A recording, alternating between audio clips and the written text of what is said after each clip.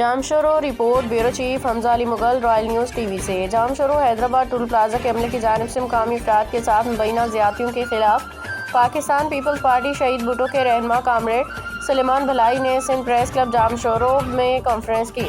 Press conference سے خطاب کرتے ہوئے کامریڈ سلیمان بھلائی نے کہا کہ گزشتہ شام وہ اپنے بھائی کو علاج کے لیے حیدرآباد اسپتال لے جا رہے تھے کہ ٹول پلازہ کے عملے نے انہیں روک کے ٹول ٹیکس ادا کرنے کا مطالبہ کیا، حالانکہ قانون کے مطابق مقامی رہائشیوں پہ ٹول ٹیکس لاگو نہیں ہوتا۔ انہوں نے کہا کہ عملے کو تمام صورتحال سے آگاہ کرنے اور شناختی کارڈ دکھانے کے باوجود عملے نے کارڈ اپنے پاس رکھ لیا اور ٹیکس ادا کرنے پہ زور دیا۔ کامریڈ سلمان بھلائی نے بتایا کہ موقع پہ موجود شہریوں نے مداخلت کر کے انہیں اس صورتحال سے نکلوایا، شناختی کارڈ واپس دلوایا۔ انہوں نے اس واقعے سے متعلق آج ایس ایس پی جامشورو کو تحریری درخواست بھی دی۔ انہوں نے خبردار کیا کہ اگر جامشورو ٹول پلازہ کے عملے کے خلاف کارروائی کر کے انصاف فراہم نہ کیا گیا تو پاکستان پیپلز پارٹی شہید بھٹو کی جانب سے موٹر وے پہ دھرنا دیا جائے گا جو عملے کی گرفتاری تک جاری رہے گا۔